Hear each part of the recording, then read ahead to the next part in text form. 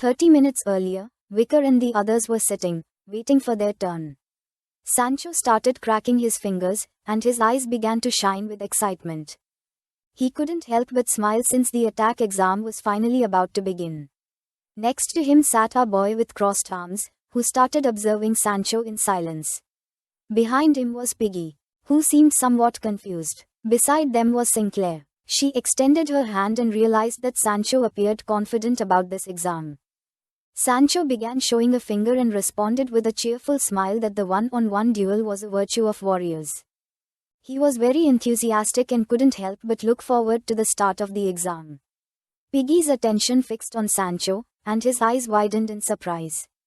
And he casually mentioned that his tutor had said if they didn't use aura, in a hand-to-hand combat, the strongest of the ice core was Sancho. Vicar began to gaze at the ground, lost in his thoughts. But then, something happened and someone asked Professor Sadie what she was doing. This caught Piggy's attention, leaving him in shock. In front of them was a student and Professor Sadie who was holding a bottle of wine. The boy started staring at her and upon seeing alcohol, he got angry and with a furious expression full of hatred asked how she could be drinking alcohol during an exam where the students' lives were at stake. Sadie said nothing and remained silent. But the boy mentioned that he could smell the alcohol from afar, and it was evident that she was drunk. Sadie grabbed the bottle of wine and opened her mouth, ready to drink again. In an instant, she drank all the alcohol. According to her, the boy was someone very annoying. She placed her hand on her waist and with a demonic smile began eating the glass bottle in bites as if it were bread. Seeing this, the boy's eyes widened in fear. He took several steps back and couldn't help but panic. The mouth of Professor Sadie was full of pieces of glass. She stuck out her tongue and began to lick the wine that was on her cheek.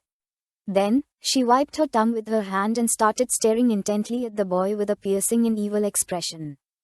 She made it clear that the alcohol content was only 76 degrees, so it was a bit exaggerated to say it was alcohol. Feeling her expression, Sinclair put her hand over her mouth and her eyes filled with fear. Piggy, who was next to her, was open-mouthed. Realizing that Professor Sadie was in charge of them, and that she was just as the rumors said, a strange person. As always, the only one who was calm was Vicar since he had seen people like her many times in his past life. He was somewhat used to this type of person. Sadie took out a sheet, began pointing at the name of one of the students with her finger, and with an excited smile, decided to start the exam. The first student she called was Sancho Berteria. Instead of feeling fear, Sancho grabbed his weapon, and with an excited gaze, stood up and started walking towards Sadie. Sinclair and Vicar stood up. Piggy brought his hands to his mouth and started shouting at Sancho to be careful since there was a rumor that many students who had taken the exam with Professor Sadie could no longer attend the academy. With a confident smile, Sancho asked his friend not to worry about him. Professor Sadie summoned her golem, which appeared in front of her. Sancho approached, began observing the golem, and revealed that the will of a warrior was unbreakable. He gripped his axe tightly and adopted an offensive stance. His eyes were shining with excitement instead of fear. He showed admiration towards her, saying that he was looking forward to her teachings, and then the exam began. In an instant, Sancho leaped and started descending from the sky toward the golem at great speed, ready to attack. Professor Sadie began to gaze at the ground, and a smile appeared on her face. She stood still for several seconds and then started to show an evil smile, repeating Sancho's words, "The will of a warrior is unbreakable." Sancho attacked with all his strength, but then something happened. Sinclair put her hand over her mouth, and her eyes widened in surprise. She couldn't believe what her eyes were seeing. Piggy took several steps back. He was in shock and open-mouthed. Vicar, who despite being the calmest one, was also in shock. He had never seen anything like it before. The eyes of Sinclair and Piggy were full of confusion, and then they saw something horrible and could not avoid feeling a fear they had never felt before. Once the smoke curtain disappeared, Professor Sadie's golem could be seen standing and holding Sancho, who seemed to be unconscious and covered in blood by the neck. The students were paralyzed with fear. Her golem lifted Sancho by the neck. She couldn't help but feel somewhat disappointed to see that her toy had broken. She was controlling the golem using her hands and with the help of Wo magic circles. Her eyes were shining with malice. She began looking at the other students and, with a smile, Wo magic circles. Her eyes were shining with malice. She began looking at the other students and, with a smile, asked if this meant that Sancho was disqualified as a warrior. Vicar's expression changed drastically. He began to observe Sadie with a serious gaze, not knowing what this girl was plotting. The golem released Sancho's body, causing him to fall on his back against the ground. His friends, who were somewhat worried, ran out to see if he was okay. Vicar and Piggy lifted Sancho's body, putting his shoulders on their own shoulders. Piggy asked Sancho to wake up. With an angry expression, Sinclair stood in front, extended her hand to one side, and asked the teacher what she was doing. Her gaze fixed on Sadie, she clenched her fist tightly, questioning how she dared to hit a student until they fainted during an exam. Sadie did not lose her composure and calmly responded that the purpose of this exam was to provide students with real-world experience. She began to raise a finger and with a confident smile made it clear that these were the words of the Academy's first president, asking if she was going to protest in a real fight. Sadie began pointing at Sinclair with her finger, revealing that she was the next to take the exam. She wanted to see the skills of the leader of the Ice Corps. Sinclair's eyes, who had clenched fists, were filled with confusion and fear, not knowing what Sadie was plotting. Just before she could make a decision, someone behind her suggested that she refuse the exam. Upon hearing this, she snapped out of her trance and somewhat surprised, turned around. Behind her was Vicar, who had Sancho's shoulder resting on his own. Our boy's attention was fixed on her. With a sincere gaze he mentioned that Sadie's actions were clearly unfair, and that if she complained to the Academy, it might be possible for her to retake the exam. She began to gaze at the ground with a lost expression and thanked Vicar for worrying about her. Her eyes were shining with determination. She swore not to avoid the person who had hurt her friend. A silence took control of the situation. Sadie mocked her by asking why she was making such a pretty face, causing Sinclair's eyes to widen in hatred. She clenched her teeth and couldn't help but feel even angrier. Sadie's gaze fixed on her. With a confident smile, she decided to fix Sinclair's pretty face. The exam began. Sinclair adopted an offensive stance and with an expression thirsty for revenge, used her power, making several circles appear around her body. She extended her hands toward the sky, and her body began to release a powerful energy. Seeing this, Sadie couldn't help but feel somewhat surprise. She was speechless upon seeing that she was capable of using 3 third-class spells at such a young age. For her, this was expected from the next exercise. Her eyes began to shine with malice, and a smile appeared on her face. She controlled her golem, and in an instant, it appeared beneath Sinclair, ready to attack with a powerful punch. Sinclair, who was preparing the attack, started to notice how little by little the golem was approaching and couldn't help but go into shock. Sadie asked if she had ever experienced a mana backlash because her magic was forcibly cancelled. Just before she had time to block the attack, the golem struck forcefully, landing a strong blow to her stomach. The attack was so powerful that the magical circles she had summoned shattered into pieces. There was a backflow of mana in her body, and the mana started to come out of her mouth and eyes, causing her to bleed from the nose, giving her terrible pain. She fell to the ground and placed her hand on her chest. Her entire body was trembling, and she was drooling from the pain. The golem approached her and began observing closely. Sadie asked how it felt, realizing that it hurt much more than Sinclair had thought. Her attention fixed on Sinclair, and an evil smile spread across her face. If she was unlucky, she might not be able to use magic again. For her, it would be fun if the next accessory of the Ice Core could no longer use magic. The golem gave her a strong kick, making her body roll backward. She had to pray for that not to happen, since after all, she had worked hard to be the next accessory because she was a commoner. Seeing this, Piggy couldn't help but feel somewhat worried about her. He started running toward her to see if she was okay. Our boy began to gaze at her with a serious expression and silence. It was time for the next student to take the exam. It was none other than Piggy, who drew his sword and despite showing a confident expression, his body was trembling with fear. Piggy grabbed his sword tightly. Sadie put her hand on her waist, extended the other one and asked who this trash was who didn't even know how to hold a sword. He began to sweat profusely. But even so he did not lose his composure. His ears were full of determination. He was not a coward and he was not going to back down. Sadie's golem started walking toward Piggy. This trial was his opportunity to bring to light the courage hidden beneath his weak exterior.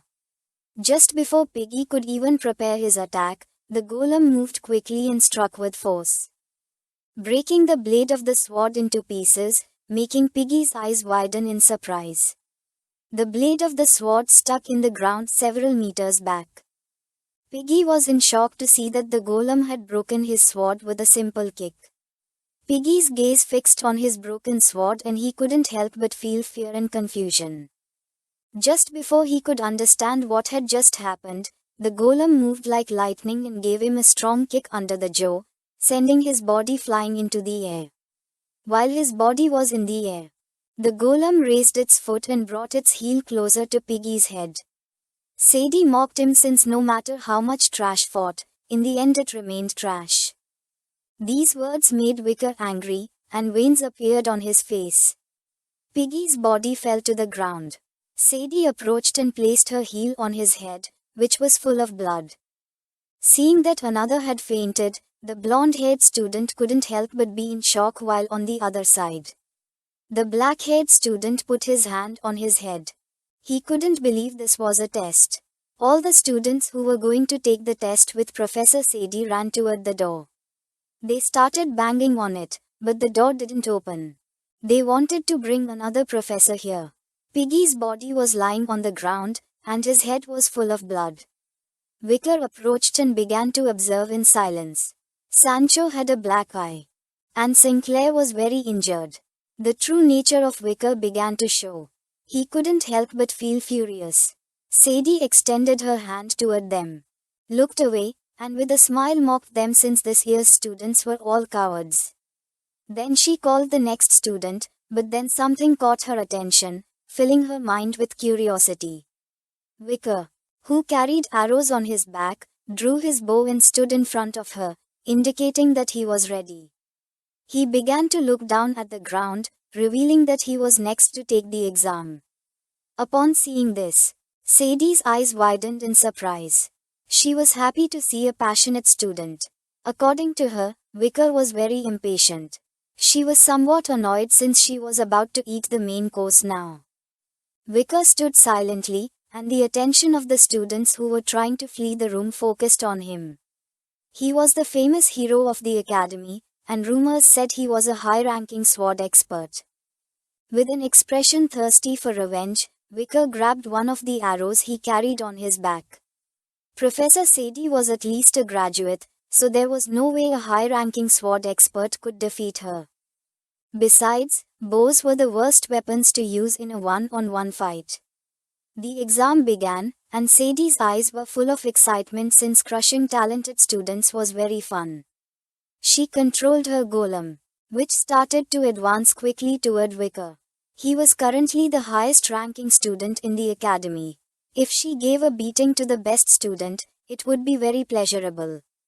Wicker, who with one hand was holding the bow, took the arrow he carried on his back with the other and began to observe how little by little the golem was approaching. It started to extend its hand toward him. Sadie wanted to enjoy Wicker's cries after breaking his arm. Wicker took out an arrow, and just before the golem could get closer, he placed it on the bow. And with an expression full of hatred, prepared to shoot. Then something happened and Sadie's eyes widened in confusion. Wicker shot the arrow at the golem's shoulder, but instead of hitting it, the arrow slipped and changed direction. The arrow was so powerful that it left a deep wound in the golem's body. Our boy began to gaze at Sadie in silence. Her body moved backward, she stopped controlling the golem, causing it to come to a sudden halt just before reaching Vicar. The students who were at the door turned around in shock. All of them were open-mouthed upon seeing that he had stopped Sadie's golem. A reality was that the arrow had lodged in Sadie's eye, which was now full of blood. She grabbed the arrow, opened her mouth and began to scream in agony. Due to the intense pain she felt in her eye, she fell to her knees on the ground. Vicar released the bowstring and began to enjoy this moment in silence. And so as not to draw attention, he started pretending. With a worried expression, Vicar explained that he was trying to shoot at the golem and had no idea how the arrow had reached her. Vicar's eyes began to shine with malice, and with an evil smile he asked if Professor Sadie was okay. Sadie put her hand over the eye where she had the arrow stuck, clenched her teeth, and her mind filled with hatred and fury. This is the end of K video. If you guys want to see the next part, then don't forget to subscribe and like the video. The arrow stuck forcefully in Sadie's right eye. She put her hand over it and couldn't help but clench her teeth in pain. The pain became more intense, causing her to scream. Vincy Mogg, who was controlling his golem with a magic circle, heard the screams, and his eyes widened in confusion, making him turn around to see what was happening. With a worried expression, he couldn't help but wonder if crazy Sadie was doing something to the students. Back in the room where the exam was taking place, the eyes of all the students were filled with surprise and fear, making their jaws drop. Not long after, Vincy Mogg, who was somewhat worried about the safety of the students, appeared and forcefully opened the door that previously seemed to be blocked. The eyes of Vincy Mogg were shining with rage. He extended his hand and couldn't help but get angry upon seeing that Professor Sadie had even locked the door, questioning if she was treating the students harshly again. Tudor, who was next to him, began to observe in silence, not knowing what was happening. Once Tudor, Bianca, Dolores, and Professor Vincy Mogg entered the room, they saw Sadie kneeling on the ground with an arrow stuck in her eye, writhing in pain and rage. Upon seeing this scene, everyone froze without knowing what had happened. Vincy Mogg's eyes widened in surprise, his attention fixed on Sadie. He couldn't believe she was bleeding and had no idea how on earth it had come to pass. The gaze of Tudor, who was behind him, filled with concern when he looked to one side and saw something terrifying. Not far from the area were the unconscious and blood-covered bodies of Sancho, Sinclair, and Piggy. Upon seeing this, Tudor did not hesitate for a second and started running toward them to see if they were okay. Professor Sadie was lying on the ground writhing in pain. Our boy, who was holding the bow, began walking toward them with a calm demeanor. Vincy Mogg's attention fixed on him, he asked what had happened here. Professor Sadie's golem was standing behind them. Vicar turned around and with a sincere expression explained that during the exam, the golem had surprised him by charging at him, so he had shot an arrow that went through the golem and struck Professor Sadie in the eye. Vincy Mogg, somewhat confused, turned around and began to observe the golem in silence. He was not very sure whether to believe Vicar. His attention focused on Professor Sadie. His eyes widened in surprise since he had seen many students get hurt. But this time it was the first time he saw a teacher get hurt. Sadie's eye was shining with hatred. She clenched her teeth and started staring intently at Vicar. The injured teacher was Sadie, so Vincy Mogg didn't know if this could be considered karma. Vicar clenched his fist and stood in front of Sadie, looking at her with an expression without remorse. The point compilation was completed. From Class B of the Ice Corps, Cadet number 256, Vicar managed to land 1 hit, 0 evasions, 0 defenses, and 1 critical hit, obtaining a total of 11 points. They gathered the injured and unconscious bodies of Sancho, Sinclair, and Piggy. Dollars knelt down, extended her hands and began using her power to heal them, making golden energy appear around their bodies. Her attention fixed on them. She began observing them with a worried expression in silence. Little by little, their wounds began to heal. After analyzing carefully, she realized that Sinclair had suffered internal injuries due to the reverse flow of mana, Sancho had bruises all over his body, and Piggy had an impact that had shattered his jaw. She focused even more on healing the wounds, making the golden energy grow more intense. She knew better than anyone that these were not injuries students taking an exam should have. With a worried expression, Tudor asked the Saintess if Sancho and the others were okay. Upon hearing his voice, Dolores turned toward him and with a sincere gaze mentioned that thanks to Tudor calling her quickly, everyone would recover from their injuries and would not have any after effects. Bianca, who was next to Tudor, remained silent. Tudor crouched down to observe them closely. He and Bianca couldn't help but feel relieved to see that they were going to recover from their wounds. The Saintess Dolores stood up, clenched her fist and with a lost gaze, turned her back on them and began to walk away from the area. Professor Sadie, who had her hand over the wound on her eye, sat on the stairs and took off her hat. Dolores approached her, extended her hand and in a very calm manner asked if she could see the wound. She began to look at Sadie and with a serious expression mentioned that when her wounds improved, she was going to file a disciplinary complaint against her before the student council for excessive use of force against students. Far from feeling fear, an evil smile spread across Sadie's face. She asked if Dolores was the saintess of the prestigious Quo Vadis family. With a worried gaze, Dolores began to extend her hand toward her and decided to quickly heal the wound. But then something happened. Professor Sadie pulled out the arrow that was lodged in her eye, causing blood to emerge from it. Upon seeing this, Dolores' eyes widened in surprise and confusion, leaving her in shock. Professor Sadie put the arrow into her mouth and her eyes began to shine with malice and excitement. With an evil smile, she refused to accept the help of the saintess. Upon seeing this, all the students began to feel fear and repulsion. While on the other side, Banksy Mogg started staring at her with a furious expression and clenched his teeth. Professor Sadie stood up and with her eye bleeding, turned her back to Dolores and as she was walking away, mentioned that if she was going to punish her for this, then she could do it. But advised her that it would be better to wait for the day when she lifted the punishment from her. Dolores began observing her in silence, not knowing what was happening. A smile appeared on Sadie's face since there were many things that amused her these days, including the night bloodhound that stirred up the night of the Empire. She passed by Vickers' side, raised her head and with a cheerful smile asked if his name was Vikir. Our boy did not turn to her and with a lost expression, began to look at the ground in silence. She started to walk away from them and with an arrogant tone, promised to remember Vickers' name, vowing that they would meet again. Our boy raised his head and his eyes began to shine with anticipation. He could not wait for that day to come. Finally, the curtain fell on the long midterm exam and the results were published, causing many curious students to gather to see them. In first place was Sinclair. In second Granule of Leviathan, in third Tudor, in fourth Hybera, in fifth Bianca, in sixth Middleborough, in seventh Sancho, in eighth Lowborough. Vikir was 21st and lastly Piggy was in 199th place. The students who had lost many points after encountering Professor Sadie during the attack exam were able to retake it thanks to the other professors. Among them were Sancho, Piggy and Sinclair. All seemed happy, and Sinclair, whose scores were restored, became the best student of the first year. However, everyone's attention was not on the first place but on another person. Just then, a brown-haired student passed through the hallway. Upon seeing this, one of the students placed his hand on his friend's shoulder and while pointing at the student with his finger and with a surprised gaze, asked if he was the famous student.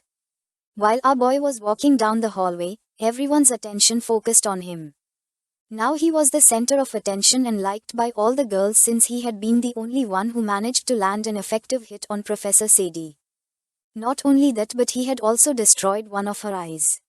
All the trauma they had received from Demon Sadie was now disappearing.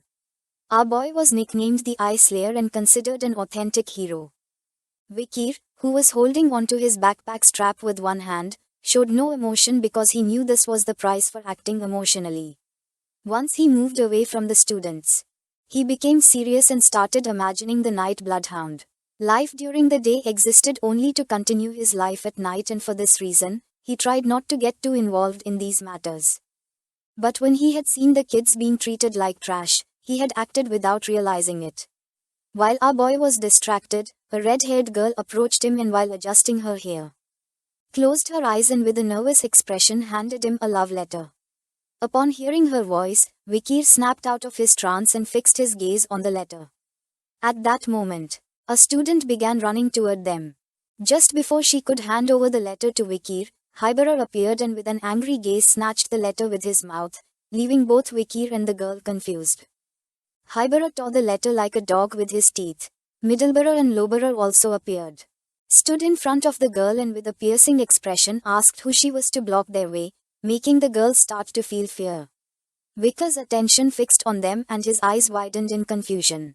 The triplets of the Baskerville family began escorting Vikir through the hallway and they started pushing people aside, saying that if they got in their way, they would disappear silently. Seeing this, all the students couldn't help but feel afraid. A smile appeared on the faces of the triplets. They started seeing themselves as heroes, thinking they had perfectly handled the situation. Our boy, who was walking behind them, couldn't help but praise them for having done a good job. Vikir went to the newspaper club. He opened the door and took off his backpack with a confident expression. He decided to be careful and not let his day be affected. When he looked forward, his eyes widened in surprise. In front of him was Dolores sitting and reading a newspaper while the sunlight was illuminating the room. She began to read attentively in silence. She was so distracted reading that she didn't notice Vikir's presence.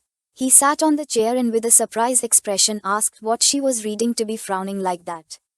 Upon hearing his voice, she came out of her trance and couldn't help but feel somewhat surprised and start blushing. She stopped reading the newspaper and with a curious gaze asked when Vikir had entered.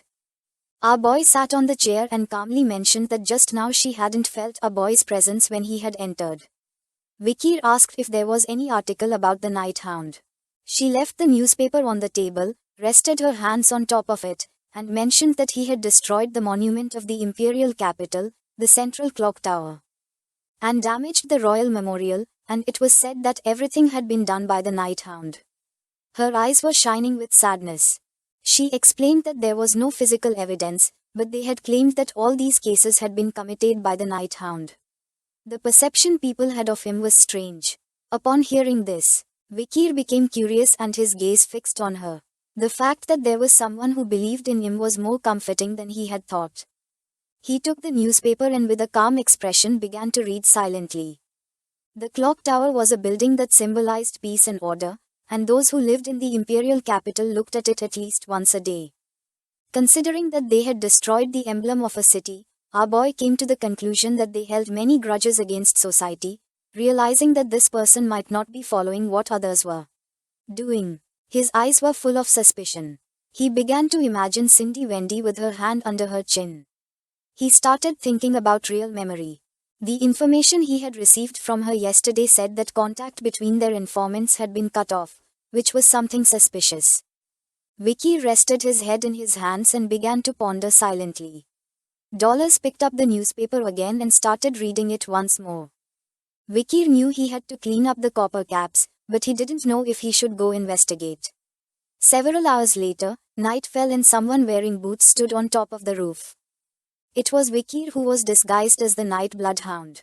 He had come to the place where the royal memorial was located. His gaze fixed on the monument since it was a shared cemetery where the heroes of the empire lay. The place was protected by walls. After thinking calmly, Vikir remembered that the 9th Corps, Dantalion, was hidden near Indulgencia orphanage, so he could confirm whether that was a coincidence or not after investigating. At the entrance of the monument, there was a silver cross. Vikir began to observe with a curious gaze in silence. He sat on the ground and leaned his back against a tombstone, and while the moon was illuminating the area, he immediately realized why Cindewendy's informants had disappeared. The reality was that the cemetery was full of zombies, with a risk rating of C, size of 1.7. These zombies inhabited the continent and were known as the Rotten One. They were common corpses that could be seen in places like graves, battlefields, abandoned houses, sewer systems, etc. One of the zombies opened its mouth and started to roar. Even though he was not very sure what these people had done when they were alive to become zombies, he knew that some of them were informants for Cindewind. Vikir grabbed the weapon he carried on his back and while his eyes were shining, decided to use Anubis since it had been a while since the last time he used it. Using his hands, Vikir began to unscrew the weapon. This weapon was good because it was portable and easy to carry, but he couldn't believe that Ion had given him a weapon like this. He drew his bow in with a piercing gaze, prepared to shoot a mana arrow. With precision, our boy aimed at the zombies' heads, killing 3 without much difficulty. While the corpses were scattered on the ground, he began to walk and mentioned that this was on a different level compared to the arrow they had provided during midterm exams. It was a lie when people said that masters were not demanding with their weapon of choice. At that moment, a strange aroma spread through the air. Upon sensing this, Vikir stopped in place and his eyes widened in surprise. His attention was fixed to one side. This was definitely the smell of a demon. But compared to normal demons, the smell was very faint, as if its terribly unique scents were being diluted by something. Without wasting time, Vikir began to follow the trail of the smell at full speed. The scent came from the direction of the Indulji NCR orphanage, so something was there. In the orphanage, someone invoked a magic circle on the ground. It was a woman wearing a skull mask. She extended her hand toward the magic circle and used her power, causing malignant energy to emerge from it. Just then, someone with red hair began to emerge from the magic circle. It was a woman. The woman wearing a mask extended her hand toward her and began to use her power again. The eyes of the red-haired girl were full of exhaustion. The masked woman could not believe that a petty thief had dared to steal from Dantalion. She hugged the girl and with a sincere gaze, apologized to Rose for losing her again. Her eyes began to shine with determination. She started whispering, promising not to let them take away her loved ones, vowing to annihilate hordes of cattle and beasts. She was Sae, the 8th cop.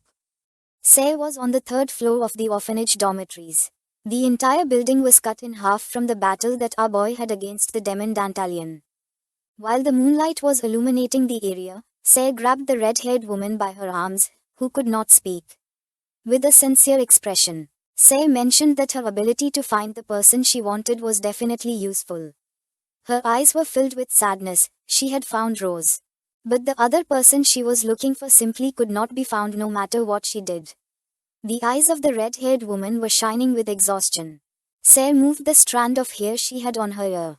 To fully manage this power obtained through the contract with the demon, there was no other way than to completely pass through the gates of death. She only had half the way left. She needed to be able to control all of Sae's power quickly. Just then, someone wearing boots began walking down the hallway toward them. While his body was emitting a suffocating aura, with a murderous gaze, he gave Sae the order not to move. She did not take long to feel this energy and was paralyzed by fear. While on the other hand, Rose did not move. Her eyes widened in surprise and fear. She stood in front of Rose and extended her hand to protect her. She could not believe that someone had been spying on her. It was someone with such skill that she had not noticed at all that they were approaching. From the darkness emerged Vikir. He drew the bow. And while his eyes were shining with hatred, he prepared a mana arrow and explained that from now on she only had to answer his if she moved a single finger, she would die. And if she said something that was not the answer to his question, she would also die. He aimed the mana arrow at her. She smelled like a mix of human and demon, so he asked if she was human or demon. Sae stood in front of Rose and with a calm expression explained that she was both human and demon. Vikir realized that Rose was Geronto, a subordinate of Dantalion. He was sure he had killed her. So he didn't know why she was still Sae's gaze fixed on Vikir, and with a serious expression she explained that Rose was not one of Dantalion's subordinates. He had stolen what belonged to her without permission. Our boy began to stare at her with a furious gaze and decided to ask one last question. While his eyes in the mana arrow were shining, he questioned whether the demon Sae was one of the 10 elite corpses with whom she had made a contract. Sae's eyes also began to shine. With a furious expression she nodded her head, asking what Vikir was going to do about it. Just before she could finish the sentence, our boy's mana arrow was already in front of Sae's eye. Seeing this, her eyes widened in surprise. She reacted in time and moved her head, narrowly dodging the attack, causing the mana arrow to pierce her hair. With a confused expression, she couldn't help but wonder who Vikir was and why he was so powerful. Vikir had used so much strength that his hand was emitting smoke. He gripped the bow tightly and his eyes began to shine with rage and hatred. revealing that he had to kill all the demons. Say decided not to stand idly by doing nothing. She placed her hand on the ground and used her power, making magical circles appear, and from them skeletons began to emerge. She said that if Wicker had guts, then he could try it. Just then, children's skeletons also began to emerge from the ground. Say started observing them, and her eyes widened in surprise. She couldn't believe that even the corpses of children had turned into undead. Wicker's gaze fixed on the skeletons, and his eyes also widened in surprise. With a cold expression, he prepared to shoot a mana arrow, apologizing to all the children. The skeletons began to charge at him, but our boy shot the mana arrow at them. The attack was so powerful that part of the building broke into pieces, creating a great explosion. The skeletons were not powerful enough, so many turned to ashes. Say decided not to waste this opportunity, and taking advantage of the explosion, grabbed Rose and jumped out of the building. But Wicker was not going to let this happen. With a leap, he appeared behind her, prepared to shoot another mana arrow, and with an arrogant gaze, he asked Rose not to think that she would be able to die peacefully. Upon hearing his voice, Say, who was in the air and holding onto Rose by the arm, turned around and couldn't help but go into shock. She embraced Rose, who seemed like a lifeless body. Say's eyes were filled with despair.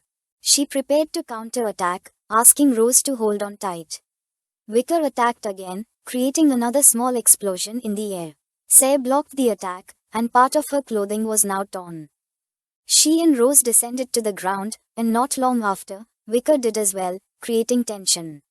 Say stood in front of Rose, and while looking at the ground, she recognized Wicker's archery and asked what his relationship with the Balak tribe was. While Wicker's eyes were glowing, he simply remained silent in thought before responding that he was one of the hunters of Balak. Upon hearing this, Say could not help but clench her teeth tightly. Thinking that he should have been there that night, her eyes began to shine with hatred. She extended her hand and using her power began to summon a ball of mana. She started staring at Wicker and swore to kill him, believing that he was also a barbarian. She launched a powerful ball of mana towards Wicker. But luckily he reacted in time and narrowly dodging the attack, although in the process part of his cape was burned. Wicker became curious and his gaze fixed on her. He did not know why she knew the Balak tribe.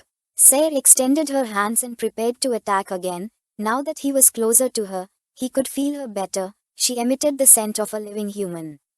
He remembered that the rank of the 10 elite corpses was that of Demon King, and they took over human corpses. Sayre attacked again, this time with bursts of mana. Wicker moved to one side. Then did a somersault and dodged the attack again. The bursts of mana struck the building, creating small explosions, and Wicker descended to the ground. But once he stepped on the ground, spikes made of stone emerged from it and without giving him a chance to react, they pierced his chest. Sayre, who was standing in front of him, was controlling the spikes. With a gaze full of hatred, she said that Wicker was a mere barbarian. The stone spikes pierced our boy's body, causing blood to start dripping from his hands. Sayre extended her hand, and her eyes began to shine with joy, making a smile appear on her face. She wanted to hear Wicker's screams before killing him. But then, the stone spikes fell to the ground, and upon seeing this, Sayre's eyes widened in surprise and confusion. She did not know what was happening.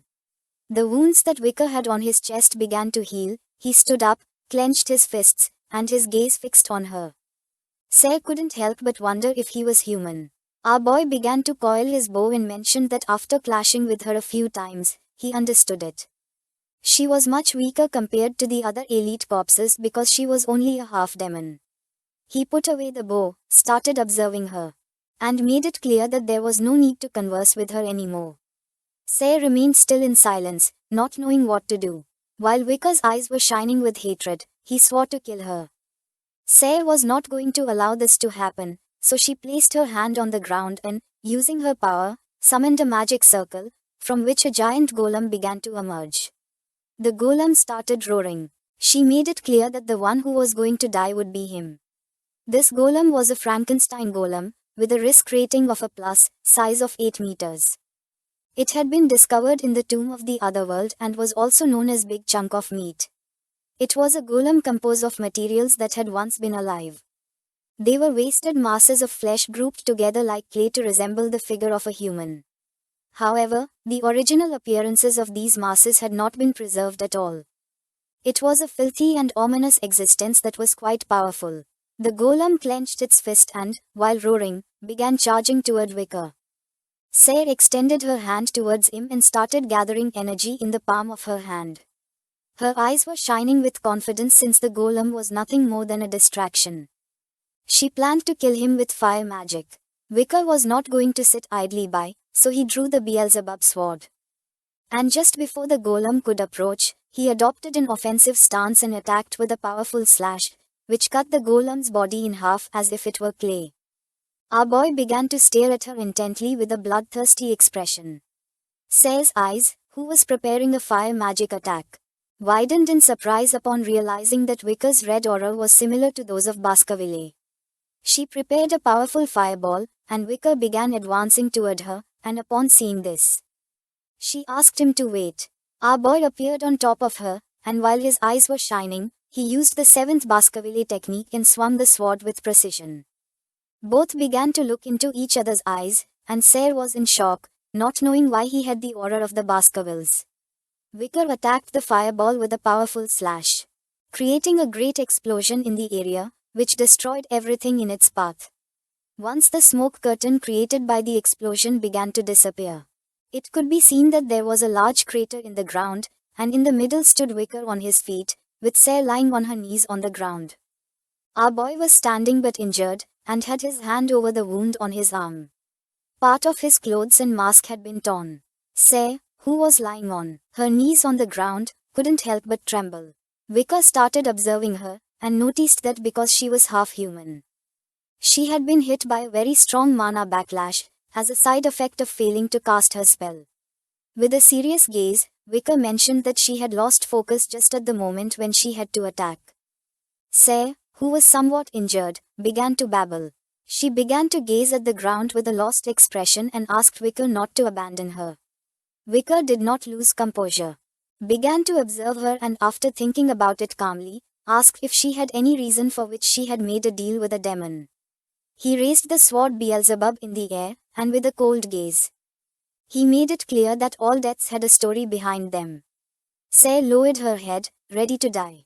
Vicar remained thinking for several seconds, not knowing what to do until he quickly moved the sword toward her neck. This is the end of the video. If you guys want to see the next part,